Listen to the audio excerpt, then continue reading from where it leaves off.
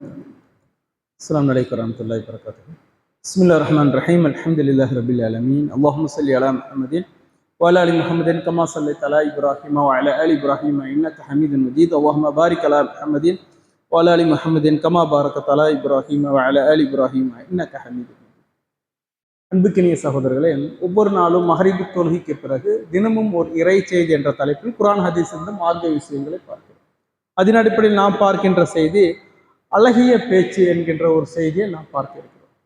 அன்புக்கினிய சகோதரர்களே, இஸ்லாமை வாழ்க்கை நெறியாக ஏற்றிக்கொண்டு தொழுகை, நோன்பு போன்ற நற்செயல்கள் ஈடுபடுகின்ற முஸ்லிமிடத்தில் இருக்க வேண்டிய நற்பண்புகளில் ஒன்று அழகான பேச்சு. பிறரிடம் பேசும்போது அழகானதையும் நல்லவற்றையும் பேச வேண்டும் என்று மார்க்கம் நமக்கு அறிவுரை கூறுகிறது. தீய பேச்சுகள் ஒரு முஸ்லிமிடத்தில் இருக்கக்கூடாது என்பதையும் இஸ்லாம் நமக்கு தெளிவுபடுத்தி கூறுகிறது.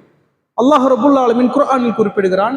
சூரத் இஸ்ராவில் அல்லாஹ் ரபுல் ஆலமீன் கூறுகிறான், வகுல் லி இபாதி யகூலுல்லதி ஹிய அஹ்ஸனு, அழகியவற்றை பேசுமாறு எனது அடியார்களுக்கு நபியே நீர் கூறுவீராக. இன்ன ஷைத்தான என்ஸஉ பைனஹும், ஷைத்தான் அவர்களுக்கிடையே பிளவை ஏற்படுத்துவான் என்று அல்லாஹ் ரபுல் ஆலமீன் குர்ஆனில் நமக்கு குறிப்பிடுகிறான்.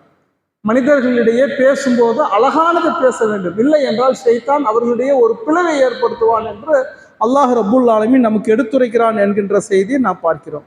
அதே போல அல்லாஹுடைய தூதர் குறிப்பிடுகிறார்கள். சஹீஹ் புகாரி 6018வது செய்தி, மன் கான யுமினு பில்லாஹி வல் யௌமில் ஆஹிரி, யார் அல்லாஹுவையும் மறுமை நாளையும் உறுதியாக நம்புகிறார்களோ, ஃபல் யகுல் ஹைரா, அவர் பேசும்போது நல்லதை அழகானவற்றை பேசட்டும், அவுலா இஸ்மித், இல்லை என்றால் அவர் வாய் மூடி மௌனமாக இருக்கட்டும் என்றும் அல்லாஹுடைய தூதர் குறிப்பிடுகிறார்கள். மக்களிடையே பேசும்போது அழகானவற்றை நல்லதை பேசுறது, இல்லை என்றால் அவர்கள் வாய் மூடி மௌனமாக இருக்க வேண்டும் என்று அல்லாஹுடைய தூதர் குறிப்பிடுகிறார்கள். மக்களிடையே பேசும்போது தீய வார்த்தைகளையோ வன்மமோ தேவையற்ற பேச்சுக்களையோ பேசக்கூடாது என்று மார்க்கம் நமக்கு அறிவுரை கூறுகிறது.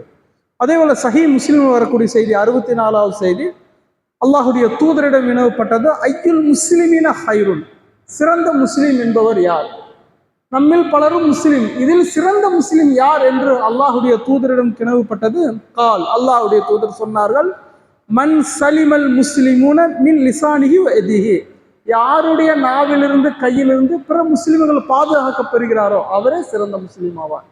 நம்முடைய நாவாலும் நம்முடைய செயலாலும் யாரும் பாதிக்கக்கூடாது, யார் அத்தகைய முறையில் நடந்து கொள்கிறாரோ அவர்தான் சிறந்த முஸ்லீம் என்று அல்லாஹுடைய தூதர் கூறுகிறார்கள் என்ற செய்தியை நாம் பார்க்கிறோம். அப்ப இத்தகைய பண்பு நம்மிடம் இருக்க வேண்டும் என்று மார்க்கம் கூறுகிறது. நம்முடைய நாவினாலோ கையினாலோ பிறருக்கு தீங்கிழைக்க கூடாது, பிறருக்கு நோவினை ஏற்படுத்தக்கூடாது என்று மார்க்கம் நமக்கு தெளிவுபடுத்துவதை நாம் பார்க்கிறோம். அதே போல ஜாமி திருமதியில் வரக்கூடிய செய்தி 2027வது செய்தி, அபு உமாமா ரலியல்லாஹு அவர்கள் அறிவிக்கிறார்கள், நபி ஸல்லல்லாஹு அலைஹி வஸல்லம் சொன்னார்கள், வெட்கமும் குறைவான பேச்சும் ஈமானுடைய அம்சமாகும், கெட்ட வார்த்தைகளும் அதிகமான பேச்சும் நயவஞ்சகத்தின் அடையாளமாகும் என்று அல்லாஹுடைய தூதர் குறிப்பிடுகிறார்கள். வெட்கப்படுதலும் குறைவான பேச்சு, பேசும்போது அழகானதையும் தேவையற்ற பேச்சு இல்லாமல் அழகாகவும் சுருக்கமாக பேசக்கூடியது ஈமானுடைய அழகு. அதே போல கெட்ட வார்த்தையும் அதிகமான பேச்சுக்கள், தேவையற்ற அதிகமான பேச்சுக்கள் பேசுவதெல்லாம் நயவஞ்சகத்தின் அடையாளம் என்று மார்க்கம் தெளிவுபடுத்துகிறது. ஒரு முஸ்லிமிடத்தில் இருக்க வேண்டிய நற்பண்புகள் ஒன்று, பிற முஸ்லிமிடத்தில் பிற மக்களிடத்தில் உரையாடும் போது அழகானதையும் நல்லதையும் பேச வேண்டும் என்று மார்க்கம் கூறுகிறது. அதை ஏற்று வாழக்கூடிய நன்மக்களாக அல்லாஹ் ரப்புல் ஆலமீன் நம்மை ஆக்குவானாக. வாஹிர் தாவானா அனில் ஹம்துலில்லாஹி ரப்பில் ஆலமீன்.